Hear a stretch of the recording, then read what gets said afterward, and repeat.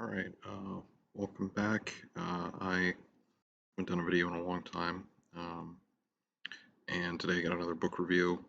So discussing Byzantium and the Turks in the 13th century by Dmitry Korobenikov.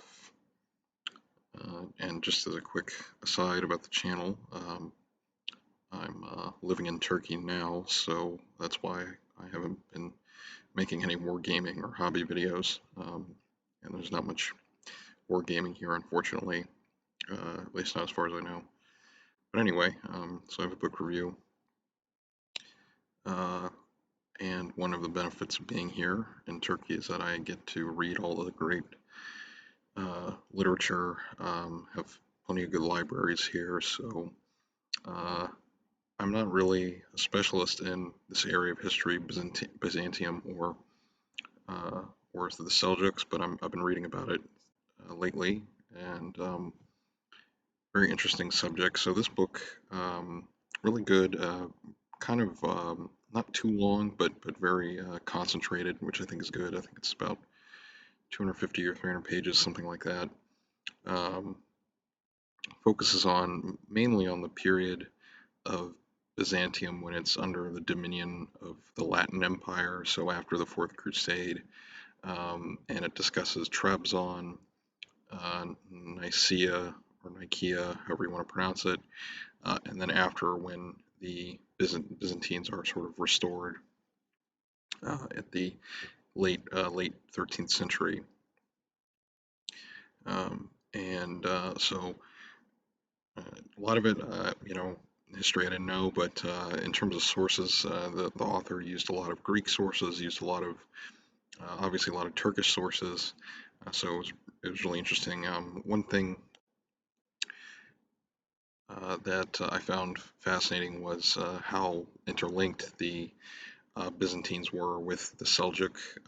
So at this time, it's would have been the Sultanate of Rum in Anatolia mostly, and the author discusses how the Byzantine rulers were able to um, sort of unify or uh, use the Turks and make alliances, strategic alliances with the Seljuk Turks to help improve their own defense. Um, Discusses the various strategies they employed. So a lot of it isn't quite military. So there's a lot of marriage alliances, things like that. But also fortification. The Byzantines used a lot of fortification.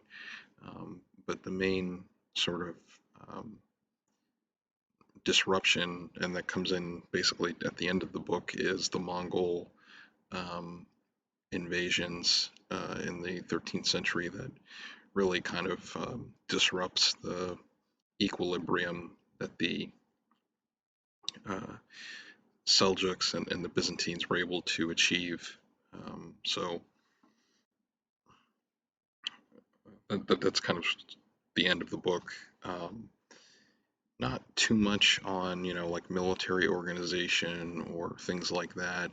Um, it did, however, it did, however, kind of address some points that were made in uh, the book by I've reviewed on the channel, The Late Byzantine Army by I think it's Mark Bartusis. I think that's his, I can't remember his name. I'm just doing this sort of off the cuff, but I've reviewed that book on the channel, which is really good. But this book sort of addresses some of the things that I found in the Bartusis one, where he says, well, the late Byzantine army, basically the bottom line was it was really weak and not very functional. But this book kind of shows in the 13th century there were serious efforts made at reform in the Byzantine sort of I guess you could call them interregnum states, especially in Trabzon, because that was right on the frontier with the Seljuks, and shows that there were serious efforts made to increase fortification, to improve military recruitment and manpower. Um, so, uh, this is one of the benefits I think to reading some more academic titles, even if they can be dry, is you can see how the scholarship really changes over time, and sort of these books kind of talk to each other. Um, so I would recommend it. I wish I could give a more thorough evaluation, but I don't know all of the ins and outs of this period. It's well written. I think he does a good job especially of summarizing things. So it presents a lot of data or a lot of quoted sources, and then at the end, he's always very clear in an approachable way to tell you, okay, this is what was going on, and sum things up, which is always very important, I think, when you're writing something. So I think this is a really interesting look into Byzantium. I've talked on the channel before, if in terms of wargaming, I've really wanted to do some Seljuks, because if you're a subscriber, I love Ottoman stuff, and the Seljuks were predecessors of the Ottomans quite clearly. So I can't recommend it enough. I've got a few other Byzantine books I'm looking at reading, and also I have one about uh, Mongol influenced Anatolia, so not directly connected, but might be an interesting to follow up this one with the one on the Mongol period. Um, yeah, short review. Like I said, really enjoyed it, this book. And if you can, and it's probably kind of expensive to buy, so I'm sure you can look it up on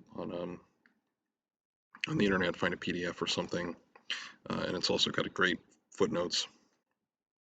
I guess if there's one thing I like to teach on this channel or just say is, when reading history books, just always look at the footnotes and the sources, because that can tell you so much, even if the book itself maybe isn't very well written or isn't very entertaining. You can always find something interesting in the sources.